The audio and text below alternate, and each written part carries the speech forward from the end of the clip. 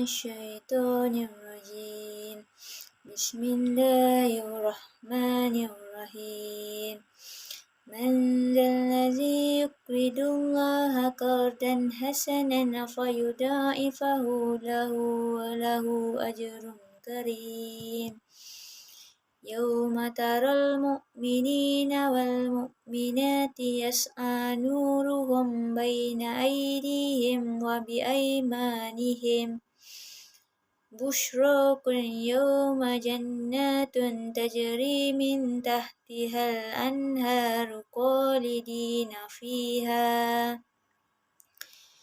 ذلك هو الفوز العظيم يوم يقول المنافقون والمنافقات للذين آمنوا انظرونا نقتبس من نوركم قيل ارجعوا وراءكم فالتمسوا النور فضرب بينهم بسور له باب باطنه فيه رحمة وظاهره من قبله العذاب ينادونهم ألم نكن معكم قالوا بلى ولكنكم فتنتم أنفسكم وتربصتم فارتبتم وغرتكم أماني حتى جاء أمر الله وغركم بالله الغرور فاليوم لا يؤخذ منكم فدية ولا من الذين كفروا مأواكم النار هي مولاكم وبئس المصير ألم يأن للذين آمنوا أن تخشع قلوبهم لذكر الله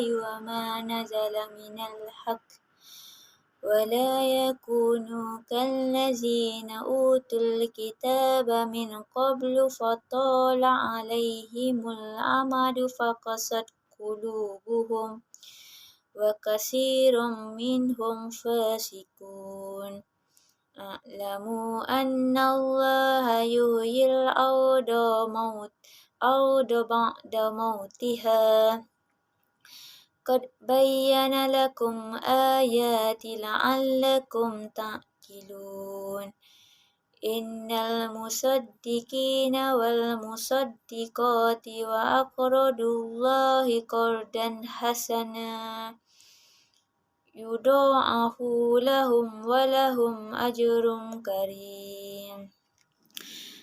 Okey, untuk implikasi ayat yang terdapat dalam surah Al-Hadid iaitu daripada ayat 11 hingga 18 yang mana kita dapat lihat terjemahan ayat tersebut menyatakan bahawa sesungguhnya orang-orang lelaki yang bersedekah dan orang-orang perempuan yang bersedekah serta mereka memberikan pinjaman kepada Allah sebagai pinjaman yang baik ataupun ikhlas akan digandakan balasannya dengan berganda-ganda banyaknya dan mereka pula akan beroleh pahala yang mulia. Daripada ayat ini, kita dapat lihat bahawa amalan bersedekah merupakan satu amalan yang amat dituntut dalam syariat Islam kerana amalan sedekah banyak mendatangkan hikmah, bukan saja mendatangkan pahala daripada Allah SAW, tapi juga dapat membantu orang yang berada di dalam kesusahan. Begitu juga dengan aktiviti muamalat yang telah disyariatkan dalam Islam. Terdapat beberapa akad yang mana jika diteliti dan difahami dengan lebih mendalam, terdapat unsur-unsur amalan sedekah yang boleh kita praktikkan untuk menjadi seorang Muslim yang syumul. Antaranya ialah akad Al-Qad. Al-Qad ini dikategorikan sebagai akad tabaruj iaitu kontrak yang berteraskan kebajikan seperti membantu orang lain yang dalam kesusahan dan yang lebih memerlukan. Sebagai contoh, seseorang yang tidak mempunyai kemampuan untuk membeli sesuatu barang keperluan, mereka akan pergi berhutang kepada orang yang lebih mampu untuk mendapatkan bantuan. Kita dapat lihat dengan jelas bahawa Al-Qur'an ini memberikan hikmah yang mana dapat mewujudkan suasana tolong-menolong untuk tujuan kebaikan dan ketakwaan sesama umat Islam. Sekaligus mendapatkan keredaan daripada Allah Sallallahu Alaihi Wasallam. Okey, untuk kesimpulannya, bersama-samalah kita dalam muhasabah diri dengan memperbetulkan niat untuk melakukan sesuatu perkara haruslah dengan hati yang seikhlas-ikhlasnya, yang hanya untuk Yang Maha Esa sahaja. Namun dalam mengejar sesuatu amalan dan kesempurnaan dalam bersedekah, Islam telah mengajarkan beberapa adab ketika bersedekah supaya sedekah itu tidak menjadi perbuatan yang sia-sia. Salah satunya ialah sesuatu yang disedekahkan itu haruslah yang halal dan bukan yang haram atau syubhah.